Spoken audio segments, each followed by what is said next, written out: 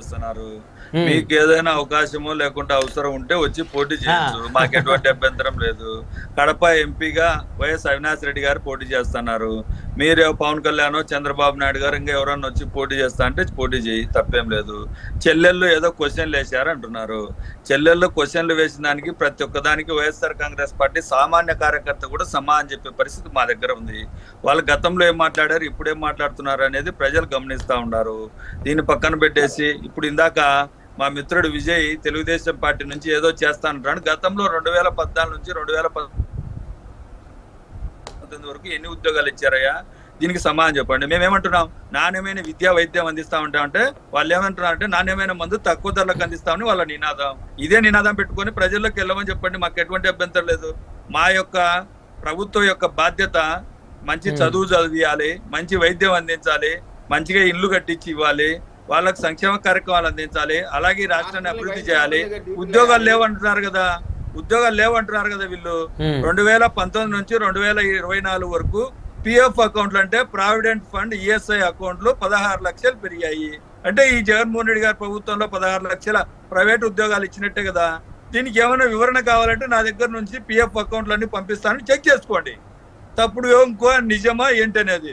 మీరు గతంలో 14 సంవత్సరాలు ముఖ్యమంత్రిగా పనిచేసి నేను ఇది చేశానని చెప్పుకోలేని పరిస్థితుల్లో మీరుండి జగన్మోహన్ రెడ్డి గారు కొనసాగిస్తున్న పరిపాలనను ఇతర రాష్ట్రాలు కూడా అనుసరించాలనుకుంటా ఉంటే, ఇతర రాష్ట్రాలు కూడా జగన్మోహన్ రెడ్డి గారిని అనుసరిస్తా ఉంటే ప్రజలు గమనిస్తారు. మేము చెప్పింది చేసుకొని మేము ఇది చేశామని చెప్పుకొని మేము ధైర్యంగా అడుగుతా ఉన్నాం. గతంలో మీరు పరిపాలన వైఎస్ఆర్ కాంగ్రెస్ పార్టీ అభ్యర్థులు మార్పు ఉంటుందా ఉండదా? హనుమంత్ రెడ్డి గారు ఉండదు. ఇది తెలుగుదేశం పార్టీ వైఎస్ఆర్ కాంగ్రెస్ పార్టీ అభ్యర్థులు మార్పు ఉండదు. నేను స్పష్టంగా చెప్తున్నాను, అటువంటివి లేవు. వాళ్ళు ప్రచారం చేసుకునే పరిస్థితి, ప్రజల దగ్గరికి వెళ్లే పరిస్థితి లేక ఇలాంటి ఫేక్ ప్రచారాలు నమ్ముకొని బతుకుతా ఉన్నారు. అదే నీళ్ళు లేని బాయి చూసుకొని దుంకాలు అందరూ అంతే. చంద్రబాబు నాయుడు గారు, పవన్ కళ్యాణ్, పురంధరేశ్వర్ అందరూ జూన్ 4వ తారీఖున దూకే పరిస్థితి ఉంది. ఆ బాయి కూడా చూపిస్తా, దూకుతారు చూపిస్తా. ఆ చెల్లెలు కూడా ఎవరి కోసం పనిచేస్తున్నారు? చెల్లెళ్ళు అని చెప్తున్నారు. ఆ చెల్లెళ్ళు కూడా చంద్రబాబు నాయుడు గారు ఒక మాట చెప్తానండి, సొంత చెల్లెళ్ళ చేత విమర్శలు పొందే వాళ్ళు మాత్రం గౌరవంగా హుందాగా బతకాలి.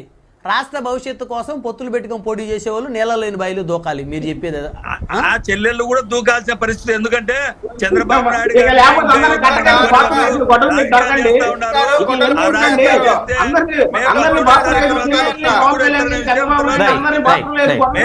తర్వాత తెలుస్తుంది వాళ్ళకి. ఆ ఫోన్లు కూడా వాళ్ళ వెనకాల ఎవరున్నారు, ఎవరు కుట్రలు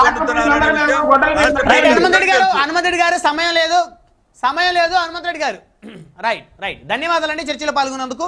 చీకటి వంశదీప్ గారు జనసేన పార్టీ నాయకులు, హనుమంత్ రెడ్డి గారు వైఎస్ఆర్ కాంగ్రెస్ పార్టీ రాష్ట్ర కార్యదర్శి, విజయకరణ్ గారు తెలుగుదేశం పార్టీ నాయకులు. అందరికీ పేరు పైన ధన్యవాదాలు. మరిది ఇవాళ హాట్ టాపిక్.